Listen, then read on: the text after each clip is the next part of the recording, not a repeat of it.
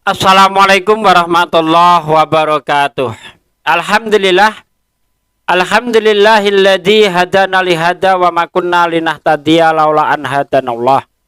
Asyhadu alla ilaha illallah wahdahu la syarikalah wa asyhadu anna Muhammadan abduhu wa rasuluh la nabiyya ba'dah. Alhamdulillah, berjumpa lagi dengan saya Sugi Kristologi di Salam Akal Sehat Channel. Channel kesayangan kita, channel kebanggaan kita, channel yang insya Allah akan terus menyerukan kebenaran Islam, membongkar tipu daya busuk kaum kafir, dan membentengi umat dari upaya pemurtadan yang terus mereka lakukan. Dalam kesempatan ini, saudaraku sekalian, saya ingin menampilkan sebuah video.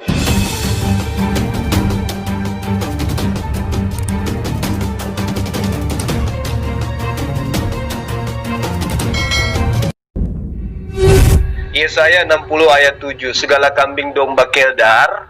Nah tuh, kan udah disebut di situ ya. Keldar itu kan anak daripada Nabi Ismail. Segala kambing domba keturunan Ismail akan terhimpun kepadamu. Ayo, domba-domba jantan akan tersedia untuk ibadahmu.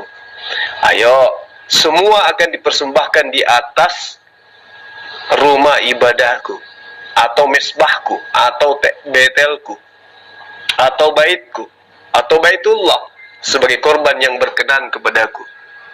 Dan aku akan menyemarakkan bait keagunganku. Ayo, rumah ibadah mana yang semarak orang ibadah berkenaan dengan kurban? Ini perlu kamu jawab supaya kamu sadar apakah tuduhanmu terhadap Hajar Aswad itu betul, atau Hajar Aswad itu justru adalah penggenapan daripada nubuatan-nubuatan Allah yang ada di dalam kitab-kitab terdahulu.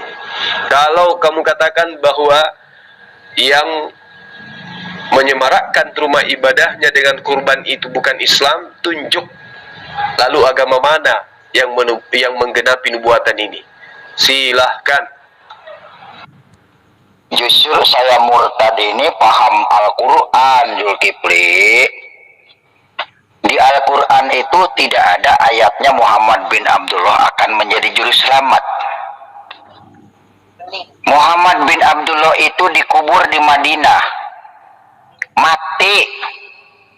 Muhammad bin Abdullah itu istrinya ada 23. Itu yang diakui, belum yang nggak diakui.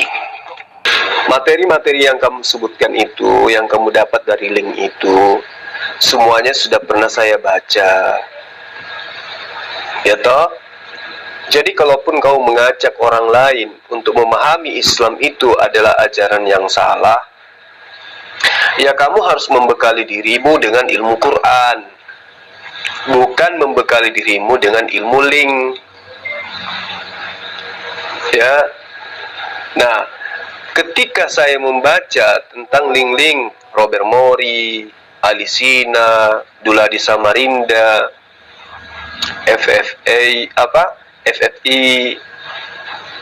ya, itu semua tidak ada di dalam Al-Quran dan tidak sesuai dengan konsep yang ada di dalam Al-Quran.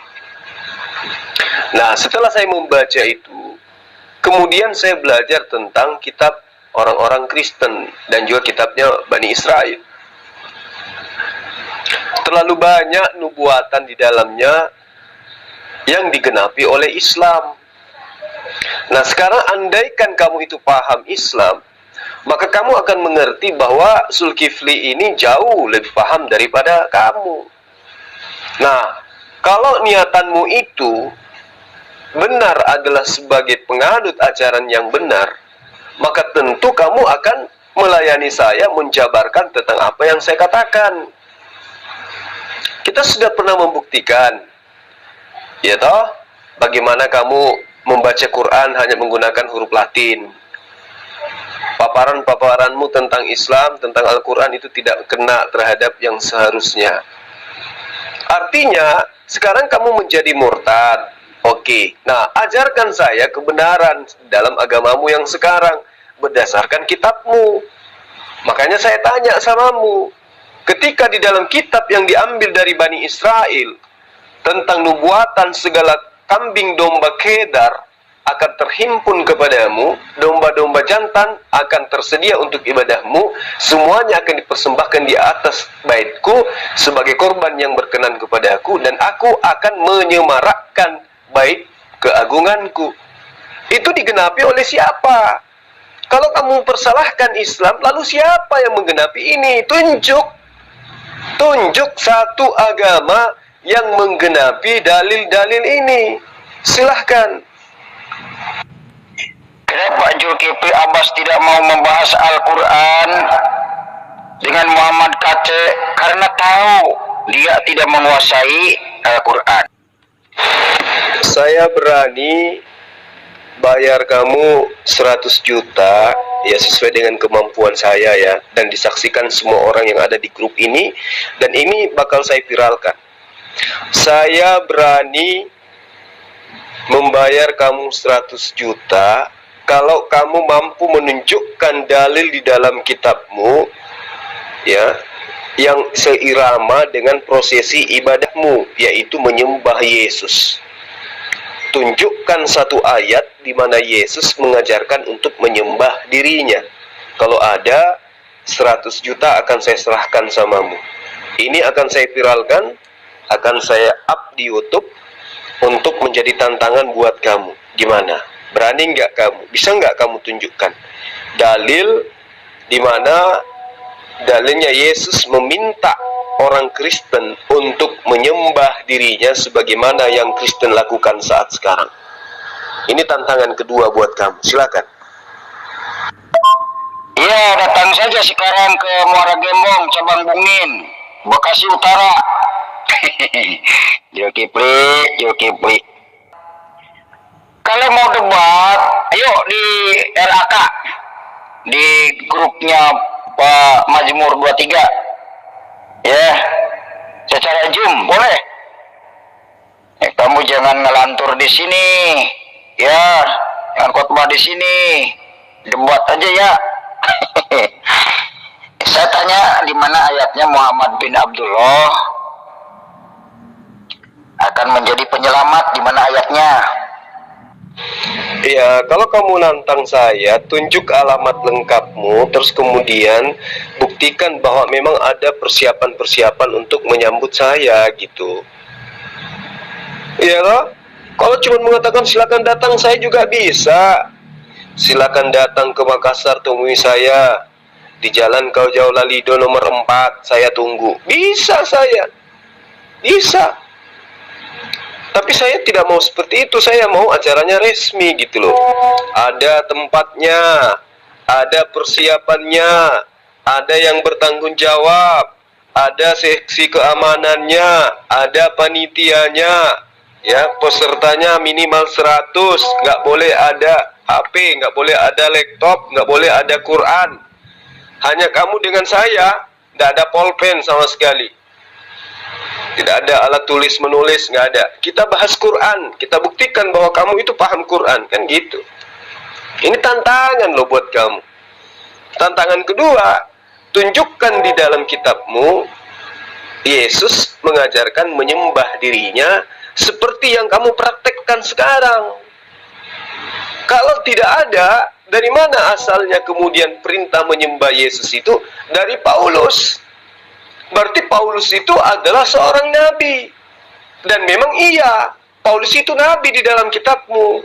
Kisah Para Rasul 3, Kisah Para Rasul 13 ayat 1 gitu. Ya.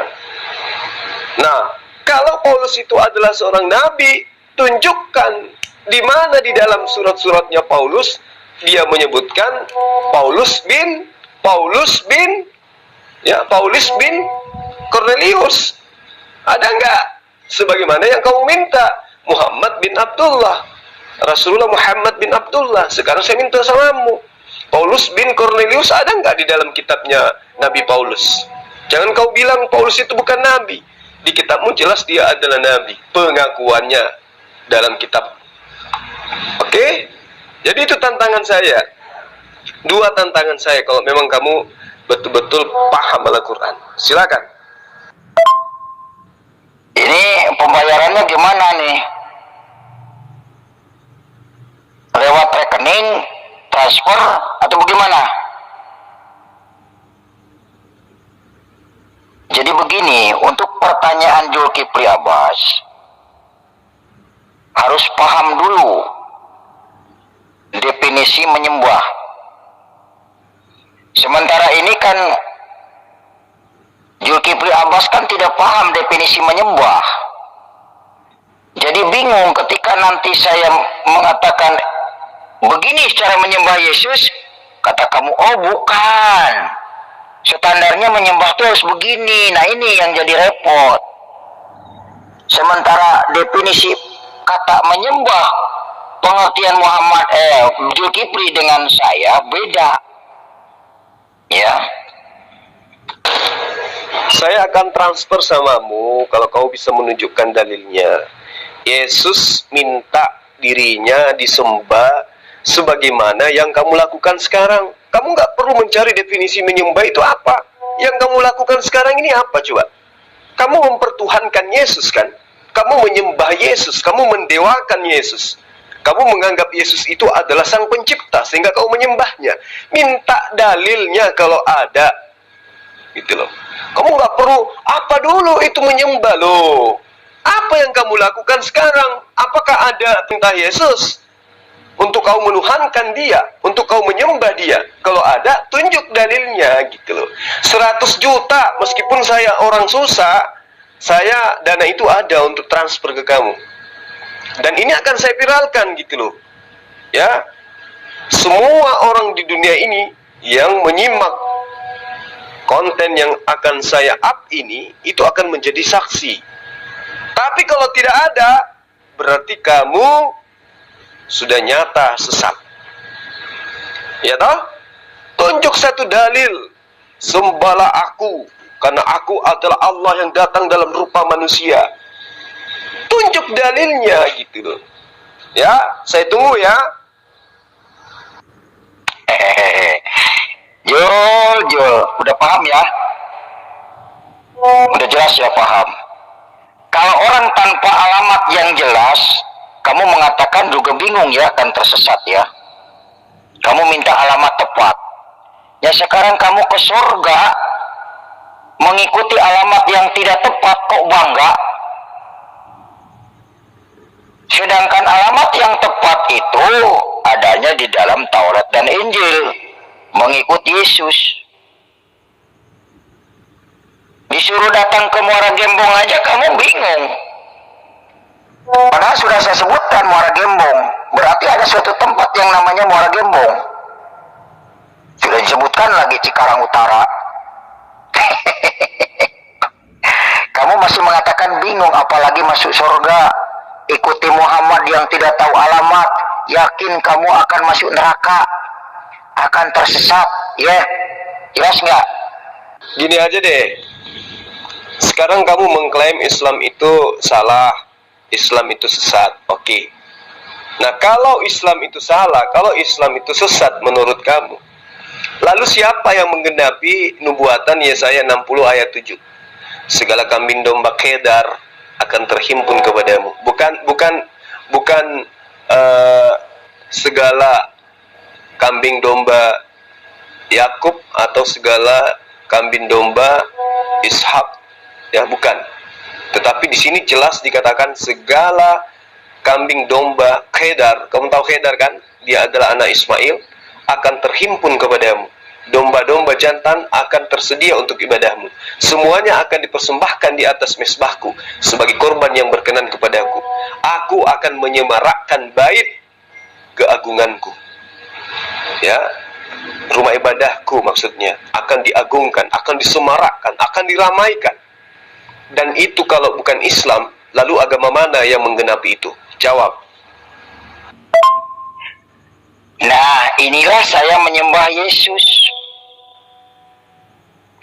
Cara saya menyembah Yesus dengan begini, menyampaikan kebenaran kepada setiap orang, itu saya menyembah Yesus. Ini definisi menyembah saya, taat. Karena Matius 28 ayat 19-20 mengatakan, pergi, jadikanlah semua bangsa muridku. Maka saya pergi ke Muara Gembong, ke Cabang Bungin, ya, ke Bancong, ya ke Kalimantan, terus ke Malaysia, pergi, terus ke Palu, ke Sulawesi, ke Morowali, saya pergi menyampaikan apa? Injil, demi menyembah Yesus. Menyembah Yesus itu bukan tunggang-tungging. Memuji, berdoa, itu menyembah. Oke, kamu katakan ini menyembah, menjadikan orang menjadi murid. Tapi yang ada kenyataannya kamu menjadikan orang itu menjadi hamba. Antara hamba dengan murid itu beda. Ya, ini aja kamu nggak tahu. Nah sekarang kamu mengajarkan orang lain untuk menuhankan Yesus, menjadikan Yesus itu sebagai sembahan. Di mana dalilnya? Tunjuk perintahnya Yesus. Ada nggak? Satu ayat aja. Kamu katakan ada di dalam Matius 28 ayat 19-20, dalam Markus 16 ayat 9 sampai ayat 20. Itu kan pernyataan-pernyataan yang memerintahkan untuk mengajarkan orang menjadi muridnya, bukan menjadi hambanya. Dan di situ tidak dikatakan agar mereka menyembah aku, tidak. Diperintahkan untuk menjadikan murid, artinya menjadi pengikut. Antara pengikut dengan pentuhan itu beda. Pengikut Jokowi dengan penyembah Jokowi itu beda. Kamu belajar dulu. Makanya saya minta sama kamu, tunjuk satu ayat yang Yesus ajarkan, yang kalian aplikasikan, sehingga kalian menyembah Yesus. Tunjuk dalilnya. Di mana Yesus, seperti Yesus mengatakan, sembahlah Allah Tuhanku dan Tuhanmu. Seperti Yesus mengatakan, aku menyembah Tuhan yang aku kenal, kalian menyembah Tuhan yang kalian tidak kenal. Itu. Nah sekarang kamu tunjukkan dalil yang menjadi acuan, di mana dalil itu yang menjadi titik tolak kalian menuhankan Yesus, menyembah Yesus. Ya, kamu paham tidak dalil ini? Kamu tidak hanya mengajarkan kesana kemari untuk mengajak Yesus, mengajarkan orang-orang itu untuk menjadi murid, tidak. Kamu mengajarkan orang supaya menyembah Yesus, mentuhankan Yesus, iya kan? Menghambakan diri kepada Yesus. Nah, saya minta dalilnya. Ada nggak Yesus menerangkan itu? Yesus itu sebelum menjelma menjadi manusia, itu memang sudah Tuhan. Nama Yesus dibawakan oleh malaikat kepada Yusuf, itu nama Tuhan. Jadi sebelum menjelma menjadi manusia memang dia Tuhan. Yesus itu Tuhan.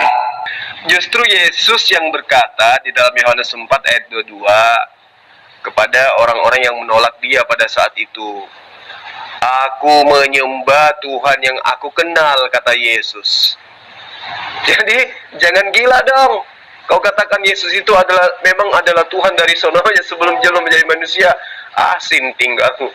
Sekarang gini, materinya kan sudah jelas saya katakan. Anggaplah Islam itu salah menurutmu. Anggaplah Al-Quran itu keliru menurutmu. Anggaplah Muhammad itu penyesat menurutmu. Nah sekarang, kalau bukan Islam yang menggenapi nubuatan tentang yang saya bacakan tadi, lalu agama mana? Belum lagi kalau kita membaca Yesaya 60 ayat 15. Sebagai ganti keadaanmu dahulu, ketika engkau ditinggalkan, dibenci dan tidak disinggahi oleh seorang pun, sekarang aku akan membuat engkau menjadi kebanggaan abadi, menjadi kegirangan turun-temurun. Ini tempat mana? Ini wilayah mana yang dimaksud?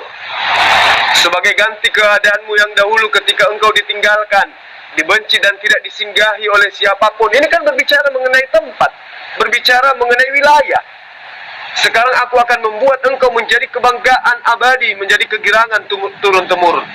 Nah, Yesaya 60 ayat 15 ini, itu menceritakan tentang kejayaan sebuah wilayah yang dahulu ditinggalkan, tidak berpenghuni. Ayo, ini kota mana yang dimaksud? Wilayah mana yang dimaksud daripada Yesaya 60 ini? Ayat 15. Sebagai ganti keadaanmu terdahulu, Ketika engkau ditinggalkan, dibenci dan tidak disinggahi oleh siapapun, sekarang aku akan membuat engkau menjadi kebanggaan abadi, menjadi kegirangan turun-temurun. Nah, kalau itu bukan Mekah, kalau itu bukan kota sucinya umat Islam, lalu itu di mana? Coba, di mana terjadi tempat wilayah yang menjadi kegirangan turun-temurun? Wilayah mana yang menjadi kebanggaan abadi? Ada nggak keadaan yang terjadi di mana wilayah tersebut dulunya tidak disinggahi, tidak dianggap, malah dianggap jahiliyah, dianggap bukan umat, dianggap sebagai tempat wilayah orang-orang ummi, orang-orang bodoh, itu di mana? Dan sekarang menjadi semarak, itu di mana? Coba tunjukkan kalau itu bukan Arab Saudi, kalau itu bukan Mekah. Silakan.